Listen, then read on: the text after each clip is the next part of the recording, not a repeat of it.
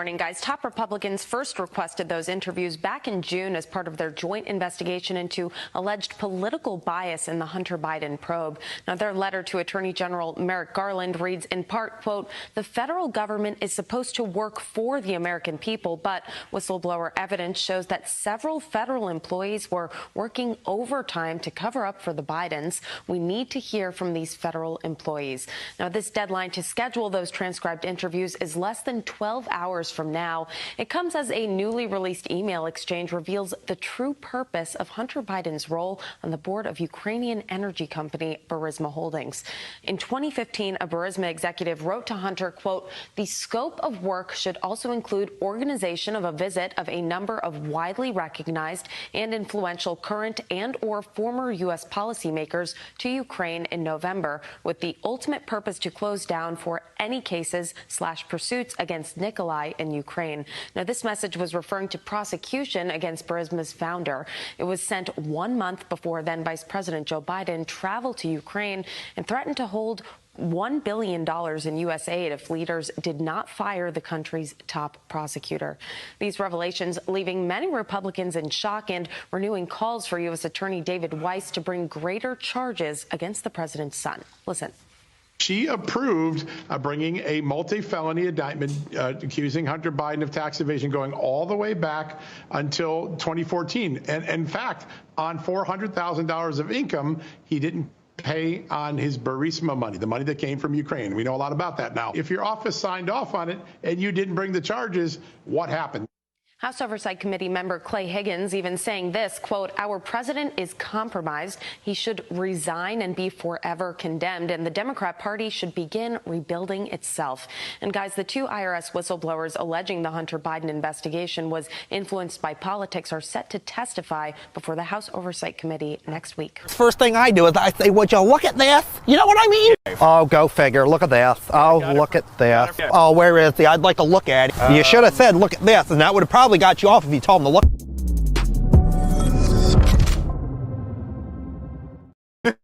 Oh, would you look at this? Would you look at this? Oh, Joe Biden's going to jail. Would you look at this? They could have stopped the whole thing if you just looked at this. It's me. It's your boy Benny. What's going on? It's today, Thursday, July 13th. 2023. FBI Director Wray implies that Joe Biden is under criminal investigation. Ray Epps is going to be charged by the DOJ, and presidential candidate Vivek Ramaswamy joins the show live. My name is Benny Johnson, and this is The Benny Show. Have you joined the Benny Brigade? It's been live for 1 week, and it is where all members and subscribers to this show need to go. BennyJohnson.com/brigade. You can see a big old join the fight. Click on that. Get yourself a official Benny Brigade swag, the absolutely dope leather, made in America, delivered to you by veterans keychain. And we're going to be showing you exactly how it's all made here soon. Ladies and gentlemen, the Benny Brigade is how you can support this show. It's how you can support us. It's our product. It's us on our website, BennyJohnson.com. You can ask questions of our VIP guests, and you can get a lot of really great perks, and especially you just support us, staying independent. That's what we want. We want to be independent. We want to be able to do shows like this. We're going to talk a lot about cocaine on this show. We're going to talk a lot about Joe Biden and his crimes on this show. And we don't want some little corporate overlord coming over and being like, "You can't talk about that. You can't talk about it." You don't think it happens in conservative media too? Oh man, I think it's even worse in conservative media. Look what happened to Tucker. Look what happened to Bongino. What's up, guys? We are 100% independent, and you can help us stay that way by joining the Benny Brigade. Thank you for all who have joined. It's been unbelievable. Ladies and gentlemen, what is also unbelievable is that Christopher Wray went up to the Congress yesterday, probably thinking he'd just slip on up there, sip a latte, get in his private jet, fly on back home, no problem, bingo, bango, bongo. Remember, the last time he did one of these things, he left early on his private jet to go on vacation, to go fly to a private island, maybe Epstein Island, who knows, on his private jet. So Christopher Wray was probably thinking he'd just skate into Congress and wouldn't be any problem. Yo, what happened was the modern-day metaphorical equivalent of a tarring and a feathering and a running out of town on a rail. If Chris Wray had existed in the 1800s, he would be covered in black tar. He'd be covered in turkey feathers, and he would be sitting prostrate on a giant board being walked out of town by the angry townspeople. That's what happened to Christopher Wray yesterday. Now, there is something that I really want to point your attention to. We're going to break this entire disaster train wreck of a testimony by Christopher Wray down for you. We have so much to get to today. But I need to bring your attention to one quick 15-second answer by Christopher Wray, talking about the Bidens, talking about the criminal investigation ongoing into not Hunter, not James, not Jim, not Joe Biden's dog that he showers with, apparently. Is there a member of the Joe Biden family that he doesn't shower with? Remember Joe Biden with his boot? Oh, yeah, I pulled my dog's tail in the shower. That's literally... It's what they told. It's what they said was the explanation for Joe Biden being in a boot. Okay, anyway. Hey, Alex, can you check me on that?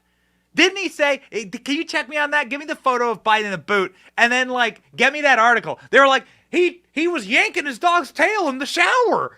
Ooh, jeez. Okay, all right. Oh, yeah, maybe that'll make it into the next edition of Ashley's Diary. No, what I'm telling you is that Joe Biden himself, Mr. Dog Yanker, Joe Biden himself, Mr. Shower Bomber, Mr. Don't Acknowledge My Own Grandkids, Mr. Dementia, this guy is under criminal investigation, confirmed by Christopher Wray yesterday. This is the most important piece of news that came out from the hearing. There's a lot. We're going to cover the cocaine. We're going to cover January 6th. But this is the most important piece of news, yo. This is really bombshell stuff. And you could tell how dangerous a territory Christopher Wray is getting into because he immediately tried to walk it back or like say, no, that didn't happen. Everyone look into my little flashy thing from Men in Black. Ding! You didn't see that. Dude, check out this clip. Watch. Did Joe Biden take payments from Burisma or any other foreign companies as vice president, president, or private citizen Biden? As you may know, there is an ongoing investigation being led by the U.S. Attorney in Delaware, Mr. Weiss, appointed by President Trump in the last administration, that our Baltimore field office is working with, and I would refer you to him as to what, if anything, can be shared. So the president is under investigation. I'm not going to confirm or speak to who is or isn't under investigation for what. I'm simply going to tell you. So he's not under investigation? I didn't say that either. By long-standing department policy and practice, I'm not going to be confirming or denying who is or isn't under investigation. Oh, my. Ooh. Cutting back on Christopher Wray's adrenochrome, I see. Somebody said that in the comment. I was like, yeah, that's definitely what's going on. He's getting feisty. He's getting prickly, old prickly pear. Shouldn't you have a better demeanor, Mr. Director, if you're just answering questions from the people who have oversight over you?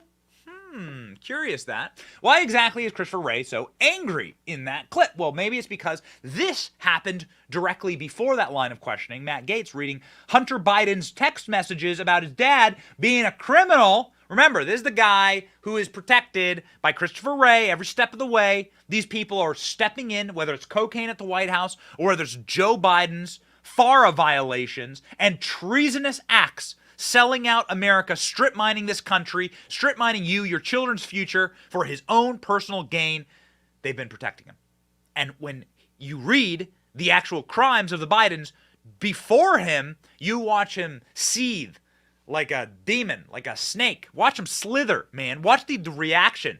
He's like a vampire to light, like putting holy water on a demon. Check this out. I'm sitting here with my father. I will make certain that between the man sitting next to me and every person he knows and my ability to forever hold a grudge, that you will regret not following my direction. I am sitting here waiting for the call with my father. Sounds like a shakedown, doesn't it, Director? I'm not going to get into commenting on that. You seem deeply uncurious about it, don't you? Almost suspiciously uncurious. Are you protecting the Bidens? Absolutely not. The FBI does not and has no interest in you won't answer the question about whether or not that's a shakedown, and everybody knows why you won't answer it. Because to the millions of people who will see this, they know it is. And your inability to acknowledge that is deeply revealing about you. You don't give straight answers. You give answers that later a court deems aren't true. And then at the end of the day, you won't criticize an obvious shakedown when it's directly in front of us. And it appears as though you're whitewashing the conduct of corrupt people. Respectfully, Congressman, in your home state of Florida, the number of people applying to come work for us and devote their lives working for us is up over 100%. We're deeply proud of them, and they deserve better than you. Wow. Checkmate. Now, as far as we know, there have been no serious... All right, so that was interesting clip. There is Sean Hannity. Get out of my show. Get off my show. You wear a CIA and an FBI pin on your show, dude. Get off my show. No. Stop wearing pins of these organizations, Sean. And then maybe you'll be welcome on my show. Unbelievable.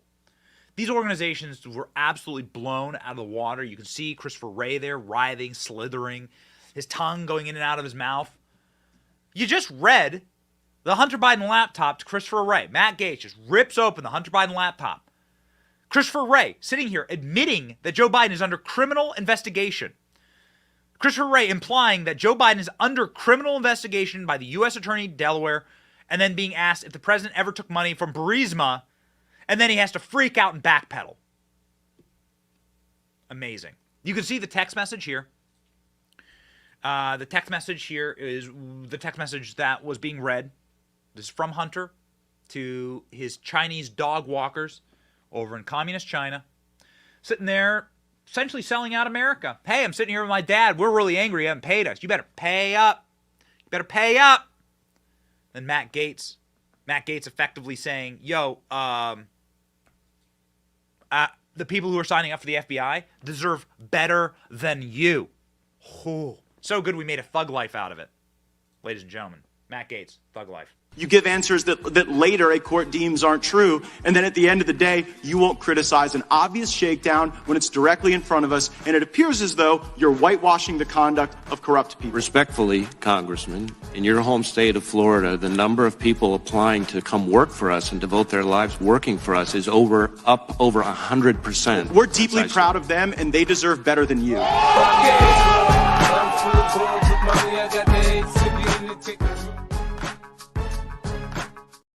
Okay. We had to make a thug life out of that clip. Matt Gaetz, friend of the show. The best line of questioning, we thought. Secondary to no one, but the person who came in real strong is another friend of the show, Wesley Hunt. Wesley Hunt talking about how the FBI has been just completely cratered in its reliability with the American people and the faith of the American people. Wesley Hunt himself, a veteran, a decorated veteran. He's from the great state of Texas and a rising star in the GOP, taking it to Christopher Wray. This was hot stuff. Watch. Here's what the American people know and believe about the FBI today, sir. If you are a Trump, you'll be prosecuted. If you are a Biden, you'll be protected. And the American people that I represent are sick and tired of this double standard. Joe Biden is the most unpopular president we have seen in a century, and that's why he knows the only way to stop President Trump from beating him in November is by putting him in jail. You talked about this, Mr. Fry. In the 247 years of this existence of this great nation, only one president has ever been indicted by the DOJ and is home rated by the FBI. Now, some have said that President Trump's indictment means that no one is above the law. Okay, all right, I would love to see that. But what about Hillary Clinton? And what about Joe Biden? And what about Hunter Biden? I'm telling you what, guys, I sent Wesley Hunt a text after that. I'm like, dude, listen, you guys got to go to me. You guys got to ask me for like how to do training for this stuff. Because it's one thing to sit there and monologue. You got to like leave a question. You got to leave a question for him to answer. You have to read Hunter Biden's text and then have him and then ask a question and let the audience, let the air, let the silence fill the room. There was a lot of monologuing going on. I'm not trying to listen, I think that Republicans did a really good job yesterday. Better than I've seen them in any hearing. Remember those hearings like Hillary Clinton, like the Benghazi hearings, where they were all like playing patty cake and everyone was face painting each other's faces? Oh, you're a poodle. Oh, you're a bunny. You're a silly bunny. Like, that's what they did with Hillary Clinton. It's despicable, right? That was run by Trey Gowdy. Trey Gowdy, who I think fist bumped or like hugged Hillary Clinton afterwards. Sick. Oftentimes, these are just like displays of faux outrage towards the people in charge of our government. This was real outrage. But there are moments and opportunities for virality and for really like putting the pedal to the metal on these guys. And some of the older seasoned members really understand that. Another great congressman, Chip Roy from the great state of Texas, really did his work on the anti-Christian bias at the FBI. Super important. The reason why the FBI is anti-Christian, the reason why woke America is anti-Christian, the reason why anyone's anti-Christian is that Christianity is the system of aligning your life to a power higher than the government. That's why they hate Christians. Christianity, and you could really extrapolate all religion, but particularly Christianity, since like 80% of the country's religious people are Christians, right? And the foundation of this country is Christian in origin. This is a direct competition towards a belief system in the government as the highest power. And so you must go after Christianity. You must make Christians scared to practice their faith, to look at child murderers in the face and say, we are against child murder. And that's what a lot of Christians have been doing across the nation, and it's good. It's time to act out our faith. That's a good thing. Acting out our faith is also acting out in love, doing what we do here in the Benny Brigade, like speaking truth, taking action. And Chip Roy like hit the nail on the head, because the FBI has been raiding the homes, like armed raids of homes of Christians who dare speak out against abortion. Have you had your FBI raid yet? I don't know. Are you an actual legit concern? If you haven't been raided by the FBI, I mean, come on. Chip Roy going in, watch. Your job is to protect the American people from a tyrannical FBI storming the home of an American family. I could not disagree more with your description of the FBI as tyrannical. And you don't believe it's tyrannical that FBI agents were a part of storming a father's home in suburban Philadelphia? Mr. Chairman. Time of the gentleman's expired. The witness may respond, and then we'll move to our next witness. Sir, respectfully, member. They did not storm his house. They came to his door. They knocked on his door and identified themselves. They asked him to exit. He did without incident. Whenever our agents, well, not at gunpoint, whenever our agents conduct an arrest, they are armed. Our agents are armed virtually all the time, as you may remember. Oh, okay. So you did order an armed raid of not only the President of the United States, but also a father whose only crime was praying in front of an abortion clinic. They see Christianity as the enemy because it is a way to organize your life that speaks to a power higher than the government. And I suppose you could extrapolate that any religion that says there is a God, and that God is a creator of the universe and is benevolent and is all-powerful, that is, of course, a threat to people who believe they are benevolent and all-powerful.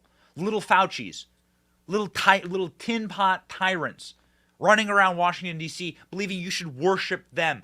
Build me a monument.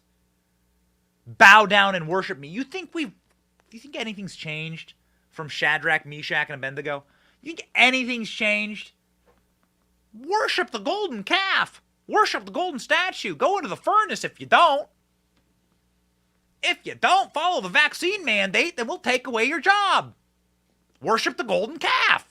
It's always the same, man. It's always the same. Those who do not know God, those who do not believe in that which is right in front of their face, God, they will create their own gods, and those gods always turn into themselves, okay? These sick, warped, self-obsessed individuals that really like are openly demanding that you actually worship their hedonistic religion. Them. Worship me. There's a votive candle of Dr. Fauci. Like when he does interviews, there are like little votive candles of him. Like he worships himself. It's just secular hedonism. It's wrong. It will lead to really bad things, but God won't tolerate a liar. We'll have justice. Be great. Just sit back and watch. God has his own timing for people like this. God doesn't like people who steal. God doesn't like people who lie. Satan's job is to lie, cheat, and steal. So that's what these people do. So there you go. Sit back and watch. It won't be great for them. It won't. It won't. And it's our job as believers to sit back and be like, okay, fine. You going to do this kind of stuff? You going to lie? You going to cheat this country? You going to lie about January 6th? You going to go and you're going to like smear all these like little grannies who walked in with their 25-cent flags because they were welcomed in by the police? Whew, baby. Things are happening on the January 6th front. Christopher Wray was asked big time about January 6th. And also, Ray Epps has announced that he will now be charged 3 years later by the Justice Department and blames Tucker Carlson for that. We're going to look through the Ray Epps lawsuit line by line and show you some fascinating things. Did Ray Epps admit to working with the federal government? It seems like he just did. And now the federal government is charging him. This is going to be fascinating. Get ready, baby. More important than ever, ladies and gentlemen, is to not support the people who wish to destroy this place. Support the people who actually understand that all good things grow and come from God. Those people are the farmers, and we support the farmers because we support Moink. Moink is the box of delicious, tasty meat that I get delivered to my home every single week. This pork and this beef don't come from China. You know, 60% of the pork in America is owned by a Chinese conglomerate. Yuck. You saw what those people were capable of in COVID. Gross. You don't want your beef, pork, any of it pumped full of chemicals. You don't want to support the Chinese when you're eating. Don't do it. Support real, small American farmers. Go to moinkbox.com. moinkbox.com/Benny and get some of the best steak, some of the best bacon you've ever had in your life. Some of the best fish. Guys, you cannot go wrong. Join the Moink movement today and help save rural America. I love it, and you will too. Okay, look, some of the best questions from yesterday were not necessarily about the Biden's criminality. They were, in fact, about January 6th and the FBI's role in January 6th, something that this show has not shied away from. We have been upfront with you as to the information pursuant to January 6th and what's happening there. We always bring you the receipts, just like we do have this receipt. Joe Biden did, in fact, I wasn't making this up. Joe Biden did, in fact, slip in the shower and blame it on him yanking his dog. Super weird. Okay, I just want to put this out there. I don't want to have to talk about this, but yeah, Joe Biden says he broke his foot after playing with his dog in the shower. That's a real headline. So, I don't know. Put that in your pipe and smoke it. We're going to get to the cocaine here in just a second. But January 6th, Andy Biggs asked a great question about January 6th and caught Christopher Wray saying he didn't know how many federal agents there were at January 6th. What? Hold on. Record scratch. Watch. And please don't distract here because we're focusing on those who were there in an undercover capacity on January 6th. How many were there? Again, I'm not sure that I can give you that number as I sit here. I'm not sure there were undercover agents on scene. I find that kind of a remarkable statement, Director. At this point, you don't know whether there were undercover federal agents, FBI agents in the crowd or in the Capitol on January 6th. I say that because I want to be very careful. There have been a number of court filings related to some of these topics, and I want to make sure that I stick within what's in. I understand that, but I thought I heard you say you didn't know whether there were FBI agents or informants or human sources in the Capitol or in the vicinity on January 6th. Did I misunderstand you? I thought that's what you said. Well, I referred very specifically to undercover agents. So how you could... Okay, listen, show me, I don't know who I'm paraphrasing here. Show me your bank statement and I'll show you where your values are. If you're donating to your church, if you're donating to philanthropy, if you're buying toys for your kids, The vast majority of spending in my family has to do with my children. We care about our kids, and we care about like providing a good life for them. That is what matters to me. That is my legacy on this earth. So that is if you looked at my bank account, that'd be where you'd see the money going. Okay, so you can really tell someone's priority based on where they're spending resources. Where the FBI spent probably 90 cents out of every dollar over the last 2 years was prosecuting little grannies who were ushered into the Capitol on January 6th. And he was called out to his face about that by Troy Niels, who is a fantastic member of Congress, also from Texas. Man, Texas, holding down strong. If you're from Texas and watching this from Texas, shout yourself out. Hold your head high, because you had a really good showing yesterday. Here's Troy Niels talking about how the FBI is prosecuting little grannies more than they're prosecuting child predators. I find that answer disturbing because last month, Steve Friend, he testified before the Weaponization Committee. Mr. Friend was a domestic terrorism investigator for you, and he was told by one of his superiors that January 6th was, I quote, a higher priority than pursuing child pornography cases, end quote. And for those of you watching in America, understand today's FBI is more concerned about searching for and arresting Grandma and Grandpa for entering the Capitol building that day than pursuing the sick individuals in our society who prey on our children. And Mr. Ray, your priorities are flawed. But let's rehash what we know so far. All right? It's the largest investigation in FBI history, and you don't mention it in your testimony. Agents have been reassigned from child exploitation cases and so on. So these are the receipts. This is what the FBI prioritizes. Troy Niels is saying, yo, you are reassigning child exploitation agents to work on January 6th cases. Andy Biggs there of Arizona saying, wait a second, hold up. You don't know how many agents were inside of the U.S. Capitol? Christopher Wray being like, I don't know. Oh, really? Well, first off, I find that very hard to believe. And then secondarily, you've been asked this same question by the great Clay Higgins, one of our favorite members of Congress, Louisiana, friend of the show, who just delivered a barn burner the last time Christopher Wray was dragged up to Congress. Christopher Wray sat and was asked a simple question. How many human informants or FBI agents did you have inside of the Capitol before the doors were opened? Such an important way to frame that question, because if you are to establish a Fedsurrection, you would need to effectively have already pre-planned, dressed as MAGA supporters, individuals inside the Capitol, behind the police, before the doors were opened. That would mean that you are already predicting what's about to happen. And you had an entire mechanism set up for people to enter the Capitol and for you to charge them all with trespassing. Now, I have two pieces of video that I'm going to play here. One, Christopher Wray, and then two, Nancy Pelosi. Because Nancy Pelosi, at the same time that this was happening, said, ooh, trespassing at the Capitol, I've been waiting for this. Because she had a documentary film crew with her the whole time. That's curious, that. Why would Nancy Pelosi have a documentary film crew with her, waiting to hit her marks, things like that?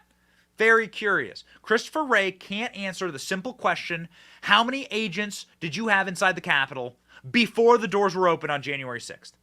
This gives away the game. Watch. Does the FBI have confidential human sources? Did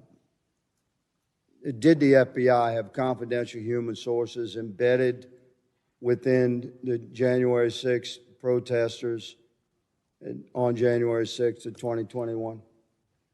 Well, Congressman, as I'm sure you can appreciate, I have to be very careful about what I can say about when even now, because that's what you told us 2 years ago. May I finish? About when we do and do not, and where we have and have not used confidential human sources. But to the extent that there's a suggestion, for example, that the FBI's confidential human sources or FBI employees in some way instigated or orchestrated January 6th, that's categorically false. Did you have confidential human sources dressed as Trump supporters inside the Capitol on January the 6th prior to the doors being open? Again, I had to be very careful. It should be a no. Can you not tell the American people no? We did not have confidential human sources dressed as Trump supporters positioned inside the Capitol. Gentleman's time has expired. You should not read anything into my decision not to share information Director Ray, about confidential human gentleman's sources. time has expired. So that's effective questioning right there. That's effective questioning. No monologuing. Stop it. This is what always gets the super villains, right? At the end of the movie, they monologue, right? The hero's all trapped instead of just like blowing them away. They monologue. No, no, no. Don't monologue. Ask questions. Get him to answer. That's so important. Clay Higgins came on our show and said, listen, I've seen the footage. I've seen the dudes. I've seen these guys. They were standing, MAGA supporters were standing there waiting. MAGA supporters, federal agents, were standing there pre-dressed as MAGA supporters inside the U.S. Capitol. Clay Higgins, he's on the committees that have access to all of the footage. So where the hell were these guys? Why can't they release the footage? Oh, because it would unveil who was acting as an informant for the FBI. That's what the FBI said. FBI is stopping the release of this footage, thus proving that these were FBI agents. You want further proof? Here's Nancy Pelosi as soon as the Capitol was breached. Now, a reminder here, according to the Capitol Police Chief, Stephen Sund, Nancy Pelosi refused to take his call and refused to ask for backup for 80 minutes as the crowd moved closer, edged closer and closer to the Capitol. And then once the crowd breaks into the Capitol, not saying that they should have, hooliganism should always be punished. You hit a cop, I don't care if you're wearing black bloc or MAGA hat, you go to jail. You should go to jail for a long time. Okay? So the hooligans deserve to go to prison. But I'm talking about the people that were ushered in by the cops. I'm talking about the vast majority of people who were just like wandering around. Oh, okay, it's a sightseeing tour. Obey the velvet ropes. Ladies and gentlemen, when those people were welcomed into the Capitol, Nancy Pelosi had this to say. Watch. Secret Service said they have dissuaded him from coming to Capitol Hill. They told him they don't have the resources to protect him here. So at the moment he is not coming, but that could change. If he comes, I'm going to punch him out. This is my wow, moment. I would pay to see I've that. been waiting for this, for trespassing on the Capitol grounds. I'm going to punch him out, and I'm going to go to jail, and I'm going to be happy. Hold up. Wait a minute. Something ain't right. What did she just say? What did she just say? I've been waiting for this? Trespassing on the Capitol ground? You know, we pulled the records. Over 90% of J6ers are charged with trespassing. That's right. Trespassing. Why did Nancy Pelosi wait for that? What was she... Oh, that's during the quote-unquote insurrection. Nancy Pelosi goes, I've been waiting for this. Trespassing on the Capitol grounds. And then that's what they go ahead and charge everyone with. Why have you been waiting for it, Nancy? What a curious thing. What a strange world we're living in. Now, Ray Epps, who is suing Fox News for defamation, has in his court filing, which is hundreds of pages long, admitted that he will be charged by the Department of Justice 2.5 years after the January 6th riot. Say what now? According to the Post-Millennial, Ray Epps' lawsuit against Fox News reveals he's being criminally charged by the Department of Justice 2.5 years after the January 6th riot. Interesting. Let's read. Details of Ray Epps' civil complaint against Fox News reveal that he is being criminally charged by the DOJ almost 3 years after the fact. Finally, in May of 2023, the Department of Justice notified Epps that they would seek to charge him criminally for the events of January 6th. 2.5 years later, the relentless attacks of Fox and Mr. Carlson, resulting in political pressure, likely resulted in the criminal charges. The complaint reads, okay. So talking about what the guy did on camera is a problem? This is called reporting.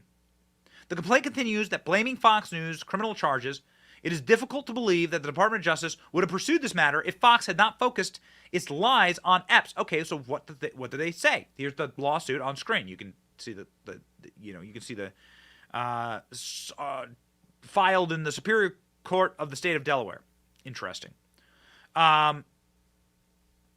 This is also where Dominion filed its lawsuit there in the state of Delaware. So what does the complaint say? This is super weird here, man. Julie Kelly, who is really good, I mean, the best reporting on January 6th, pulls out this fascinating quote from the lawsuit. Julie Kelly tweeting, "This is interesting. I have to look at all the interviews and monologues, but what is Ray Epps saying here?" Here is on I think paragraph 118. Paragraph 118. Fox did not falsely assert that Epps was an informant for federal agency. Instead, Fox falsely asserted that Epps was a federal agent who was encouraging and inciting others in an unlawful activity. So are they saying, what are they saying here? Are they saying that it's true that Epps was an informant? This is their words. Fox did not falsely assert that Epps was an informant for a federal agency. There are questions to be asked on this, man. Tim Pool saying, are they implying that Fox is correct that Epps was either an informant or a law enforcement officer with a legitimate task? Does this mean their only complaint is the implications of a false flag? That's what Tim's asking. The lawsuit is able to be read. It's available online. Really, really interesting. But also, it's going to be hard here. Ray Epps is now arguing, according to Cernovich, that when he said we'll go inside the Capitol, he claimed that he was just trying to fit in. That he didn't mean it. I didn't mean nothing about it. Just for a reminder, this is Ray Epps in the flesh, ordering people to go inside of the Capitol. Tell you what, we've combed through thousands, tens of thousands of hours of J6 footage. I can't find you another person that was ordering people to go into the Capitol. Save one man. What? We are going to the Capitol, where our problems are. It's that direction. Please spread the word. All right, noted. Okay, but one more thing. Yeah, so can we go up there? No? When we go in, are we going to get arrested if we go up there? Yeah. You don't need to get shot. Arrest us.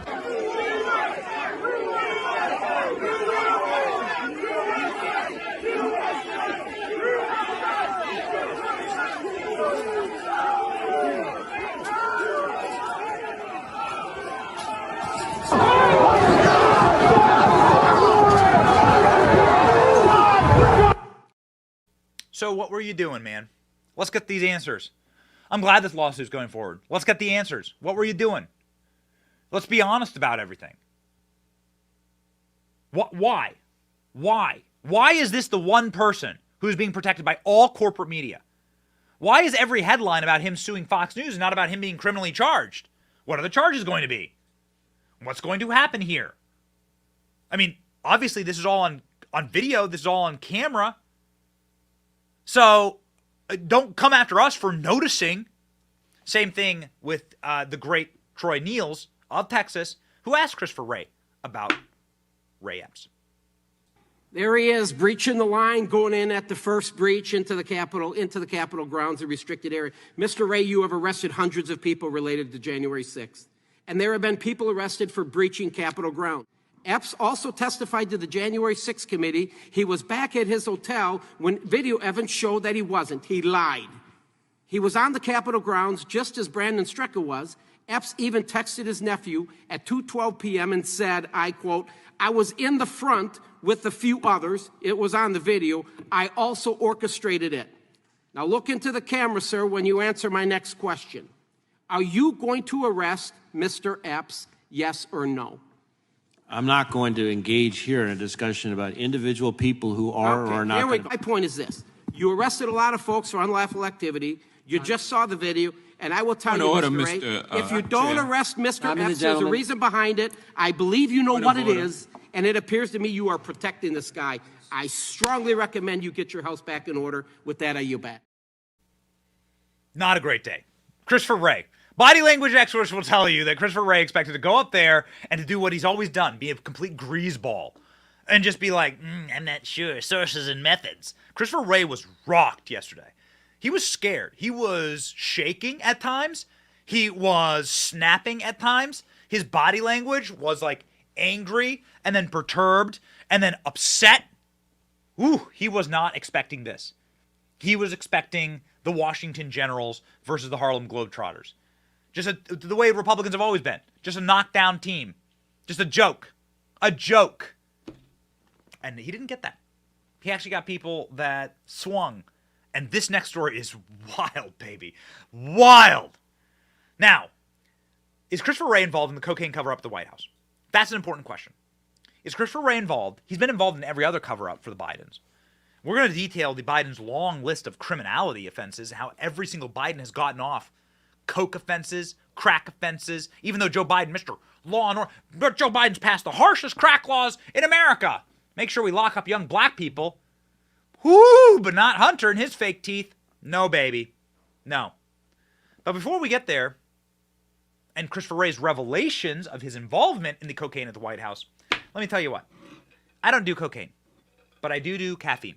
All right? I do caffeine every single morning. A big black cup of caffeine. I'm not sure if they make it in powdered form. Probably not how I'd like to get my caffeine. But I can tell you this.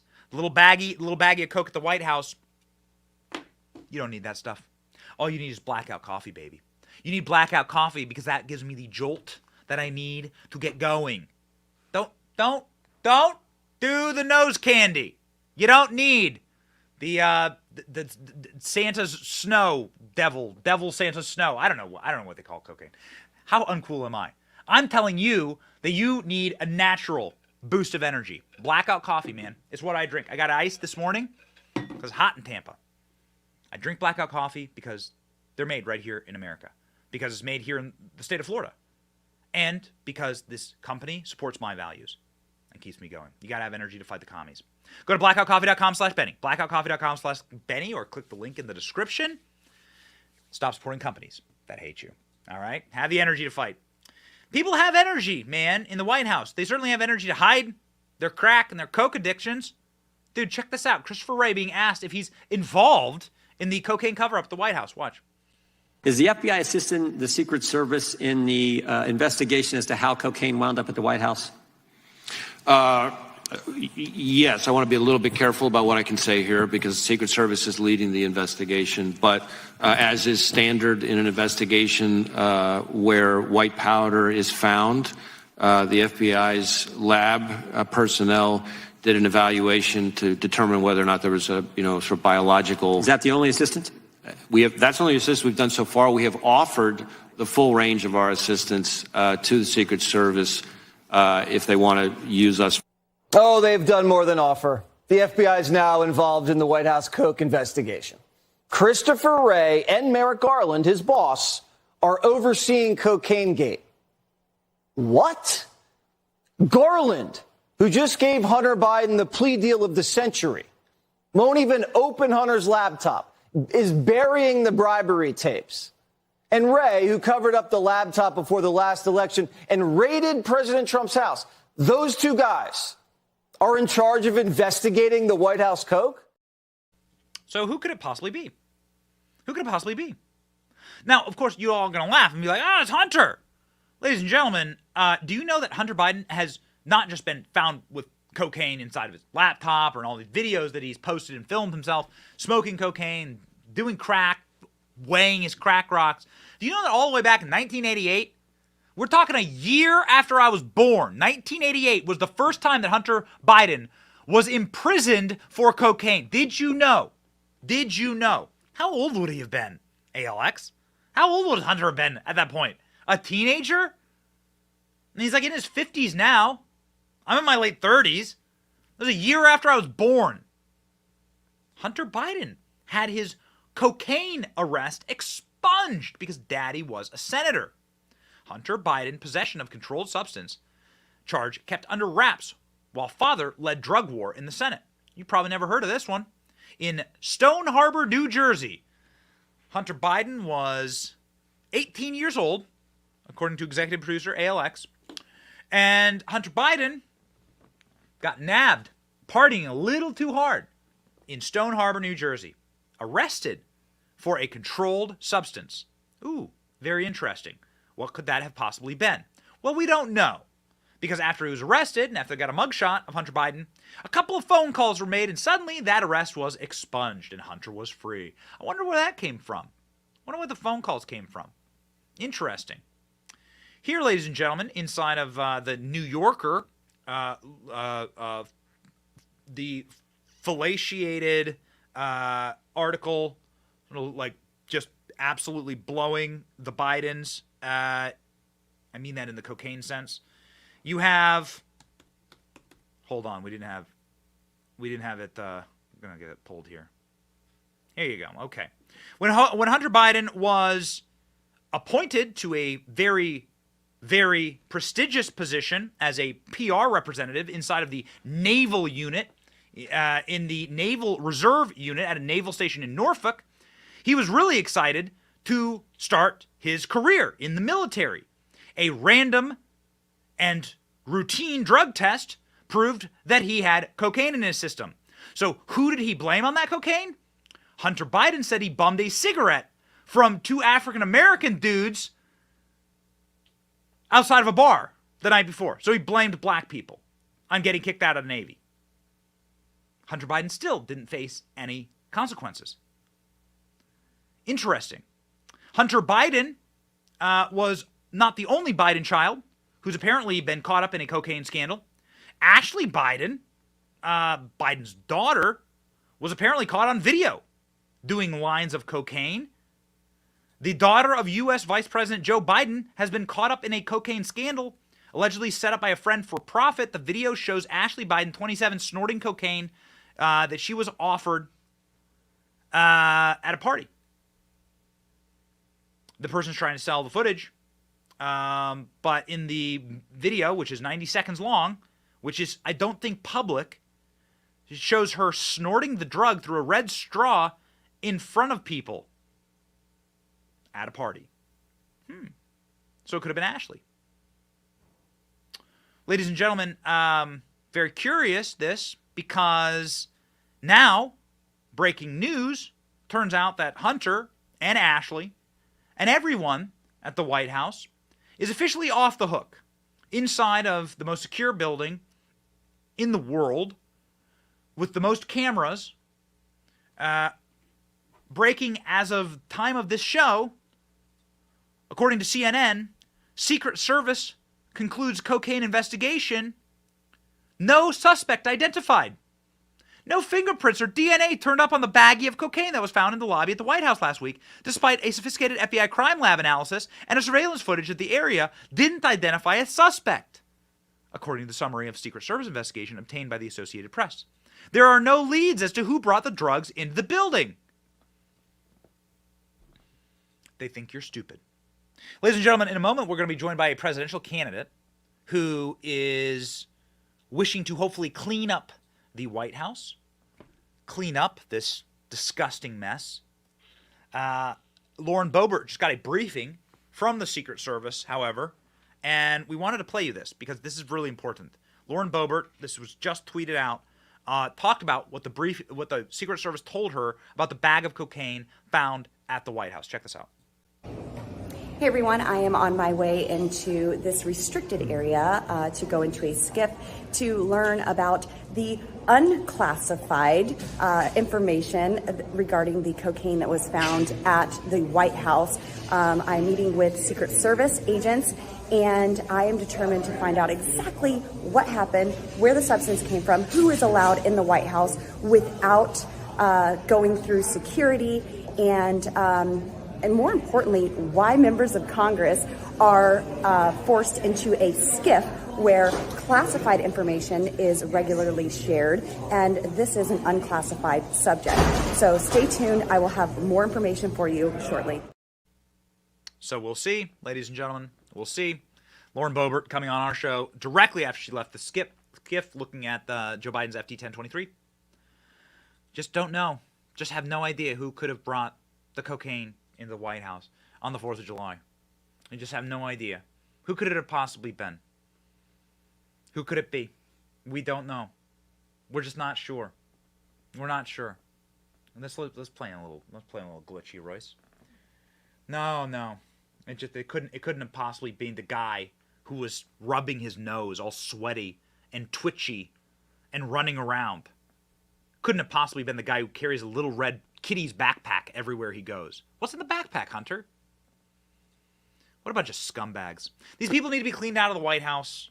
You need like a deep clean in the White House, not just to clean up all the coke that's been spilled on the floor, bumping lines off the bust of Teddy Roosevelt. Not just because of like the amount of I don't know, diaper rash that may be left inside of the Oval Office, but because like there needs to be like spiritual cleansing of the White House. I truly believe that.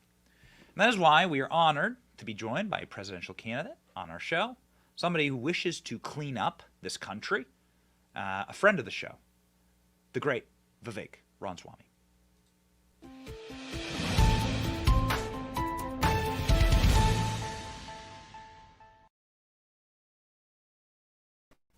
Vivek, thank you so much for being on the program. Sorry, I try as hard as I can to not bring on presidential candidates talking about illicit drug use and bumping parties inside of the White House. I don't think that's a great lead-in, but since you are someone who wants to clean up this mess, maybe you could just start by telling me, if you were president, would you reorder an investigation into whose cocaine bag this was? Benny, this is a reminder of almost what the COVID lab leak story sounded like when it first came out, right? There's a bioterrorism lab in Wuhan, China, that works on engineering viruses that are designed to be infectious. It leaks into the world from China, but you can't say that it came from a lab in Wuhan until 3 years later when you finally meekly admit that, yeah, the thing that was kind of obvious at the time came to light and be true. It's that story. We see that all over again, repeating itself in every sphere of American life. That's what this story reminds me of as well. You did a pretty good job of laying out why it should be as obvious where this cocaine came from as it was that the COVID-19 virus originated in a lab in Wuhan. But it takes us somehow 3 years to get to the truth of the matter. I was going to give a more sympathetic account of it, Benny, as I thought maybe Hunter was just being a good son to his dad and helping him with his presidential debate prep, which is what they might have been doing in the White House. But regardless, I think it's relatively obvious why they've been so opaque about the reality. And I was actually, as you were talking, Benny, I was also reminded, you and I were walking the streets of Kensington. You might remember when we talked to somebody who was one of the drug users on the street there about the so-called aid efforts.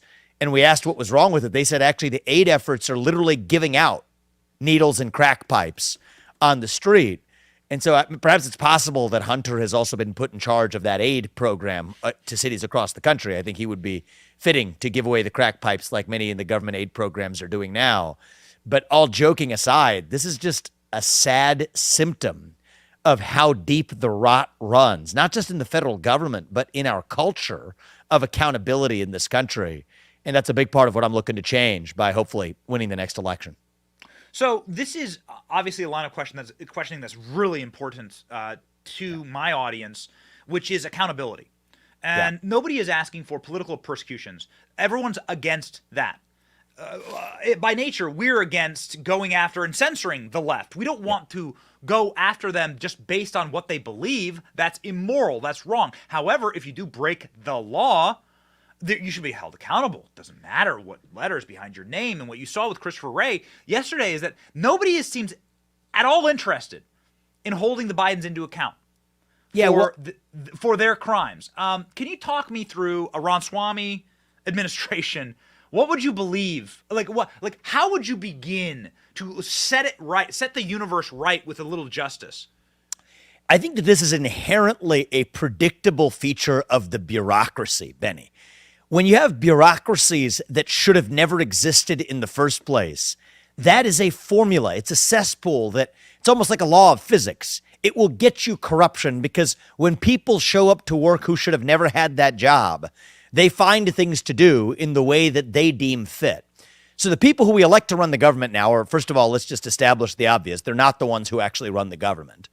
This managerial class that runs the show in the permanent state today has decided that for now, when they believe that there's a decent chance that Trump will be the nominee for the Republican Party, they've decided that they need to actually hold out this puppet that beat him once, that's their best chance of doing it again, to keep the permanent state intact, that's what they're going to do. Now, I believe I'm going to be the nominee for the Republican Party. You mark my words, if and when I am the nominee, they're not going to let Biden run against me. So that's when this probe comes out, be it the cocaine in the White House, be it the classified documents probe against Biden that they've more or less sidelined. They're keeping that. And so I think what's going to happen is this even goes beyond partisanship, Benny. It's not just that if you're on the left, you're politically favored, and on the right, you're not. That's how it appears today. That's how it's playing out. But it runs deeper than that. It is a permanent state that decides who is and isn't the people who actually sit in seats like the White House. So what am I doing to change that under my administration? I think the first step is I can't promise you that I will reform that bureaucracy. Other Republicans will make that promise. I won't, because that is a false promise. I don't think one human being can do it. This bureaucracy has existed for long before. It'll exist for long after, unless we do the one thing that the president can do: shut it down. What I've said is I've offered a clear plan for how we will close the FBI. Christopher Wray is not the problem. He is a symptom of the problem. The problem is a J. Edgar Hoover FBI. It's actually a great book my wife and I are reading right now. It's called G-Man. The guy who it stands for Government Man. It's a book about J. Edgar Hoover and the history of that institution. This is just the modern puppet in the tradition of J. Edgar Hoover. This was a bureaucracy that was built that should have never existed in the first place. At the local level, you have local prosecutors and local police. You don't have a giant investigative unit sitting in between. Well, in the federal government, we have the U.S. Marshals, which, as best as I can tell, is not yet a deeply corrupt political institution. And then you've got prosecutors, but you don't need this separate FBI sitting in between. And so when that bureaucracy exists, and Benny, I've visited Washington, D.C., it is still the J. Edgar Hoover building of the FBI that these agents and these staff walk into every day. You can't make this stuff up. The right answer is I will, on strong constitutional and statutory authority, shutter that institution. It will not exist under my watch in office. And that's how we actually end a corruption that, by the way, in the 1960s was threatening Martin Luther King with suicide using tapes that they illegally collected, that's now going after its different political opponents while leaving the Hunter Bidens of the world and the Joe Bidens of the world untouched. And so this is a deeper trans-temporal problem. It goes beyond just the moment we're in. This is a problem over the last generation in our country. And I think I'm the single presidential candidate in the last decade, in the last probably 30 years, who has the deepest understanding of how to actually shut down that administrative state, including the police state, starting with the FBI. What an incredible answer. I'll have like a couple follow-ups to that, but first off, that is truly alpha. Way to go. I mean, it is an executive order that is done. Executive orders that are done by the pen can be undone by the pen. Yes. The FBI is just an executive order. Now, it's also completely and totally unconstitutional. Madison and Jefferson had this whole argument about whether the president should have police powers, and they both decided together that would be wrong. And that's actually how Europe went the way that the chaos that spiraled Europe into a century of darkness, because kings had police power. Yeah. And so they actually removed that, and we somehow added it in 100 years later. It's totally and completely wrong. I want to start with something on the follow-ups to what you just said. You said that they're holding back the charges against Biden. And if somebody is able to challenge Trump, or if Trump is not able to be the candidate, then they'll swap Biden. Yes. They'll suddenly come down on him instantly and just get him out. Yes. That's wild. That's exactly what's going to happen. That's exactly what's going to happen. Okay. So, Benny, I'm in this race. I believe I will be the nominee. That's why I'm taking the great pains of running for U.S. president. That's for the people to decide, not me. But if I am the nominee, you mark my words, they will not let Joe Biden run against me. The juxtaposition would be too stark. They know that it would be a landslide election, and they will then fret to say their puppet has outlived his purpose. So the first thing they'll do is they'll get him behind closed doors and say, listen up, old man, it's time to move aside. Now, Joe Biden at times, when he's at least in his more lucid moments, can be a stubborn man. I think what they're going to do is lord over him then the documents case, the cocaine case, the dirt they have on his son. They know that that's close to Joe Biden's heart, and that's going to be their leverage to make sure they put up the next puppet who then meets the moment against a guy like me. maybe someone like Michelle Obama or Gavin Newsom. That's who they'll put up against someone like me. That's exactly what's coming. Now, they're not going to need to exercise that leverage if Donald Trump's the nominee, because the way they see it is, okay, this is their best chance now. We tried it once. The old man puppet did it once. Maybe we can put up the old man puppet to do it again. But that is how the administrative state plays its game. It is something that goes beyond partisanship. This is almost deeper than actually a Democrat versus Republican issue. This is about who actually governs the United States of America. Is it the people who we elect to run the government? Or is it, and I love the way you put it, Benny, it's refreshing for me to actually have a conversation with a guy who knows a thing or two about history that goes beyond even the birth of our country. Is it the old world European model? Is it that we cannot trust the people of this country, the citizens of a nation, to self-govern, but that a more enlightened class must actually determine those answers instead? The unelected class, the bureaucrats. In old world Europe, it was the monarch. It was a group of labor leaders and church leaders that got together behind closed doors in the back of palace halls, deciding what was right for the rest of society at large. Today, that is the managerial class in the administrative state and the woke industrial complex that spans the administrative state and their cronies in the private sector that determine, no, the people of this country cannot be trusted, Democrat or Republican.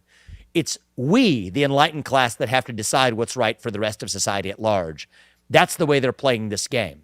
Now, you mark my words, if I'm the U.S. president, I understand that if somebody works for me and I can't fire them, that means they don't work for me. It means I work for them because I'm responsible for what they do without any authority to change it. And I refuse to be that puppet in the White House. I've been a CEO. I think it takes an outsider to get this job done. A professional career politician cannot do it. I think the donor class is, largely the mega donor class is in on the game. And I reject that game. So I think that I've studied this, and we can get into the legal details if you're interested, on strong constitutional and statutory authority. And the good news is, one of the great things to celebrate about President Trump's accomplishments was he gave us a great Supreme Court that understands the Constitution and stands for it. This Supreme Court agrees with my views on this. We will go in, and I'm not just going to reform the Department of Education or the FBI. It's a false promise. I will not just fire the figurehead on top. That's just a game. It's a charade. I will shut it down. I will make sure we do get sued. Of course we'll get sued by the people who are fired. We then take that to the Supreme Court, the great Supreme Court that Trump helped create for this country. We then win. And that's how, for the next guy that takes over after I'm leaving the White House, I'm out in January 2033, that's how we actually drive change on the time scale of history, because the next guy won't have his hands tied in the same way mine are. And just as I'm a little bit more free than Trump was because he actually gave us the Supreme Court we have now. That's how we drive change on the scales of history. Now, you're already seeing this from the FBI's official accounts. I've never seen anything like it. The FBI's official account at FBI, verified, little silver check mark, was live tweeting the hearing. That's how terrified they were of that hearing yesterday. Never seen anything like it. Such a beta move. And such fear. You can sense it, like the fear that they have. And here's what they were tweeting, and I'm just going to throw this argument at you. Yeah. This is what you're going to get here. Oh, but the FBI does good work. They solved this crime or that crime, and they saved this bunny and this cat from a tree. And so you need to keep the FBI because the cat and the tree and the bunny. It's interesting. The PR element of this, Benny, if you study the history on this, it's actually not as new as you'd think. You go back to J. Edgar Hoover. What was his top? I'm looking at the tweets now that you got up there. Yeah. In the modern form, we do it in the form of tweets. Back in Hoover's day, they used to do it in the form of movies, working with Hollywood.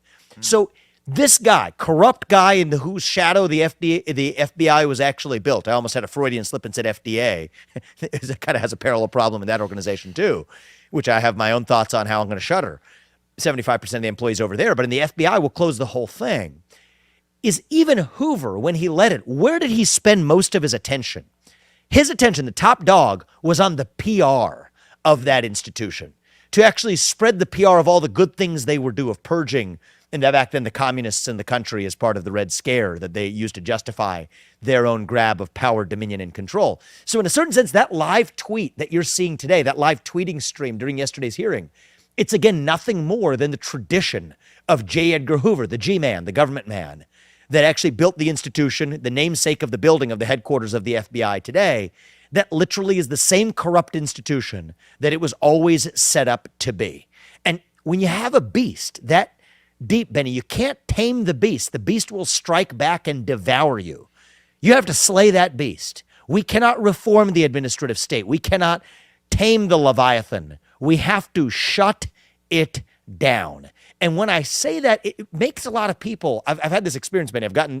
I can read to you if I had the time, I'd search my phone to read you some of the texts I've gotten from would-be donors telling me, hey, listen, what you're saying, you might want to tame it because people, they'll tell me stuff like this. I'm just being really open with you, right? So these are billionaire type friends and say, hey, I know you have to talk this way to win a primary, but I know you don't really mean it, but maybe you can actually just be a little bit more reasonable so that the friends I'm talking to don't think you're a crazy man.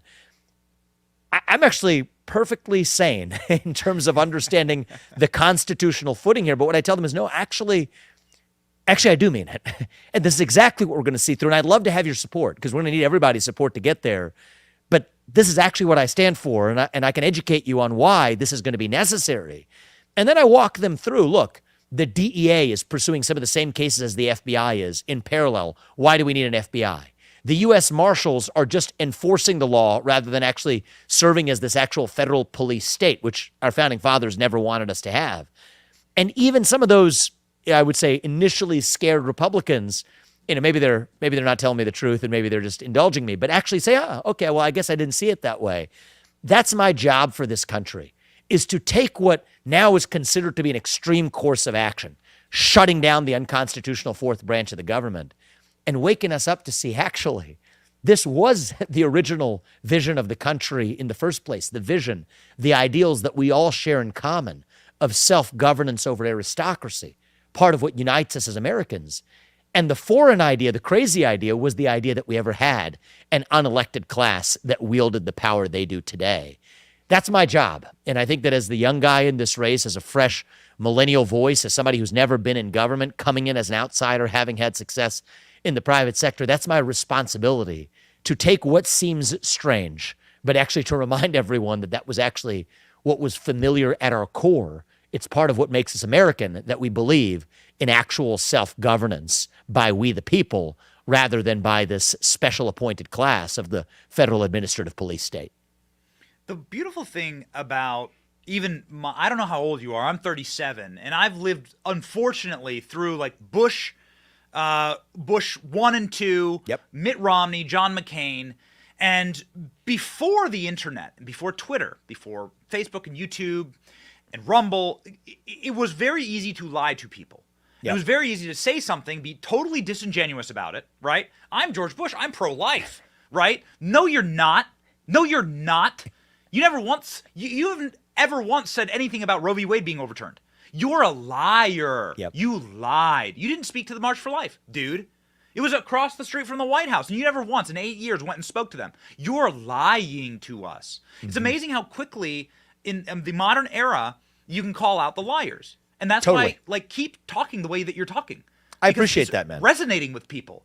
I'm 37. We're the same age, 37, actually. okay. And we grew up into this. We grew up into this era. I was a Bush skeptic at the time. I mean, like you, actually, even people in the Republican Club back in college used to push back on me when I was arguing against the Patriot Act, passed far outside of constitutional authority, arguing against the ways in which the bailouts played out. These were Republican ideas then. So, I mean, people like you and I, Benny, we're not political partisans. I think we stand for first principles. And I think our generation, hopefully, can wake up to the fact that this isn't about red versus blue.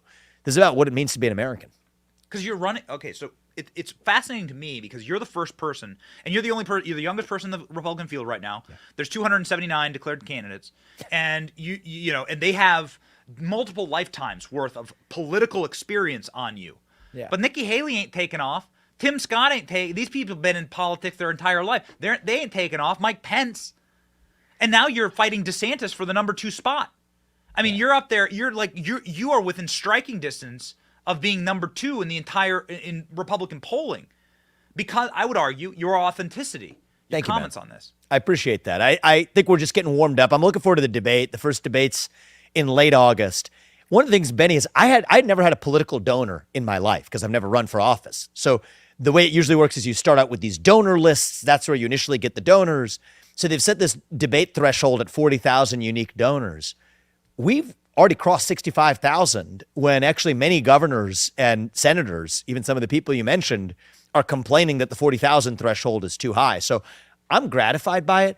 One of the things that's cool about it, Benny, is 30% of our donors are first-time ever donors to a Republican candidate or Republican cause of any kind.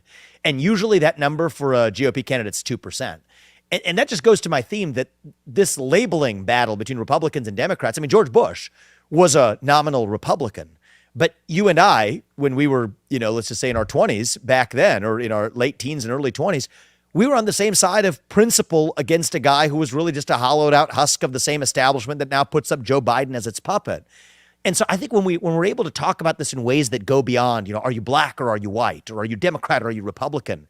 But just take a step back and ask ourselves, what do we fight a revolution in 1776 for? What does that flag behind you actually mean? Yes, it's a piece of cloth, but what does it actually stand for? You ask somebody our age, what does it mean to be an American? You get a blank stare in response. Well, let's fill that void. Let's have a conversation today about what are those principles that define what it means to be an American today. It means we are sovereign. It means that we don't bow to some autocrat, be it foreign or domestic. It means we believe in prosperity without apology. It means we are, yes, proud of what we call American exceptionalism, the best ideals known to a free society that give hope to the free world. Those aren't Republican or Democrat ideas, but that's what moves me in this race. And honest to God, I would rather speak the truth at every step of the way and lose some election than to play some political snakes and ladders and figure out how to sit as a hollowed out husk in the White House like the guy we have there now. What's the point of going through the motions? And so we'll find out whether that's a successful electoral strategy or not. My bet is it will be, but we'll see.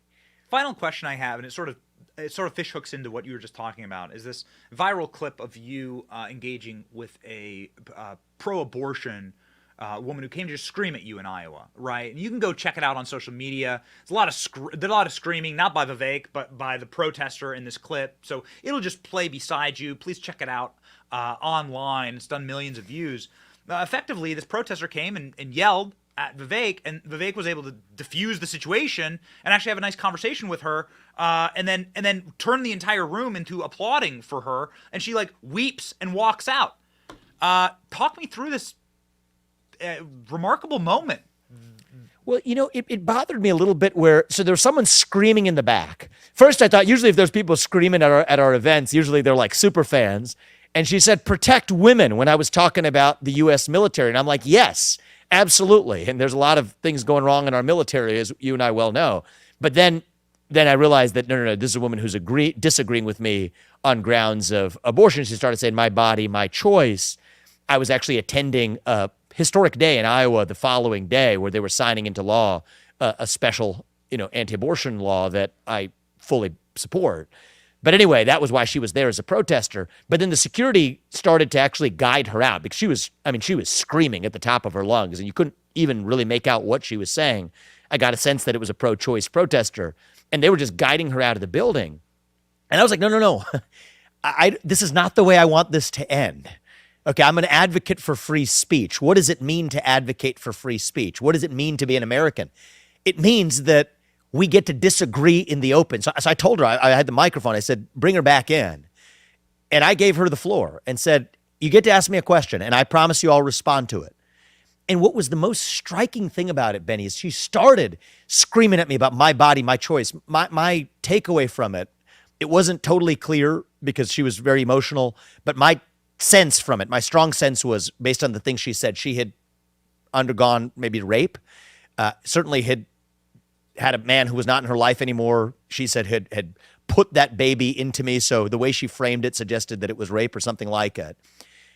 And she brought a child into this world. But then I let her speak. I didn't interrupt her. And as she started speaking, you know what she started saying? She started saying, and my daughter is successful. That was the word she used, is successful. And she said that over and over again. And I don't want to be looked down upon. And that was so interesting to me because the choice she made was to bring her daughter into this world. And now she wants to tell an audience of people in the room in Iowa and remind them that her daughter is successful and she doesn't want to be looked down upon. To me, that sounds like a pro-life message, right? And so my only question was, I asked her just to confirm, because it was hard to understand. I said, are you a mother today? She said, yes, I am. And then the whole room applauded for her. And she broke down in tears because she didn't want to be looked down upon. She wasn't looked down upon in that room. She was celebrated for being a mother. And I just think it shows the power of having an open conversation in this country. It's not always going to have a happy ending, but we can disagree with one another. But our right to air our disagreements is part of what makes us American. And occasionally we might discover, even as you and I did as we walked the streets of Kensington, that we may not disagree nearly as much with the people around us as we thought, if we're actually willing to have the conversation. It really was a demonstration that hurt people, and that the cycle of brokenness in our society needs to be stopped somewhere. It's like somebody needs to stand up and stop it. And that's where a lot of this comes from. These people carry a lot of bitterness in their hearts. They're not happy individuals. They're not. It's not a happy movement. If you spend any time around leftists, and I do, I go to their protests, I get screamed at, spit on, like, and I know you do too. Like, they're not actually happy people. No. What we saw in Kensington was not happy. Was not people living a joyful, prosperous life. It was a lot of brokenness, a lot of pain that defines this movement. And it needs people to stand up and be optimistic about it. We try as hard as we can to white pill people on this show, and red pill people, and not be doomers. And your candidate's attracting, as you just said, like a entirely new generation, and we think that's awesome. What's the best way for people to find what you're up to, what you're doing? I think we have your socials to toss on screen. Yeah, go for it. Yeah, Vivek2024.com is our website. So VIVEK 2024.com. In my views, this is a grassroots movement. You know, yes, I have put 15+ million of my own money into the campaign precisely because I don't want to rely on mega donors. But the thing that's going to lift us up are volunteers across this country.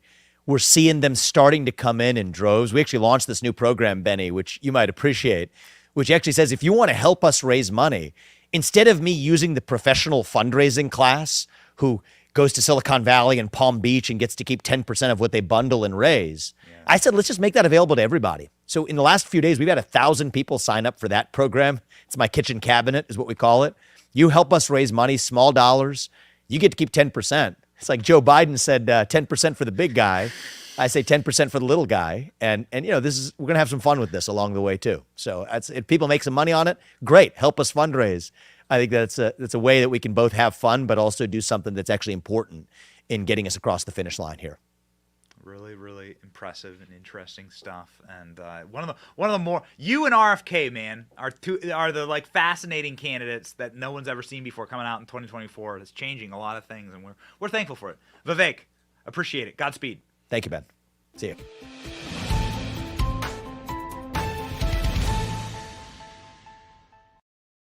So, ladies and gentlemen, that was Vivek Ramaswamy, presidential candidate. Within spitting distance of being number 2 in the polls for the Republican primary campaign. Everybody knows number 1, Donald Trump, far and away, leading this campaign. We await the first debates. The first caucuses will be in January. That will come blazing fast. We are rounding the corner on July. And so things are going to move quickly here, ladies and gentlemen. Time to make sure that you are subscribed. Time to make sure you're part of the Benny Brigade. And who are we fighting against? Well, I think we broke some news here. Vivek was saying that they're going to drop a ton of bricks on Joe Biden's head. I think he's right about that. But then that would mean that this person is vice president. Our nuclear cringe of the day, ladies and gentlemen, from Kamala Harris. Kamala Harris deciding as the AI czar that she is going to be explaining how AI works. Ladies and gentlemen, get a load of this. And I think the first part of this issue that should be articulated is AI is kind of a fancy thing. It's, first of all, it's 2 letters. It means artificial intelligence. But ultimately what it is it's about machine learning. And so the machine is taught.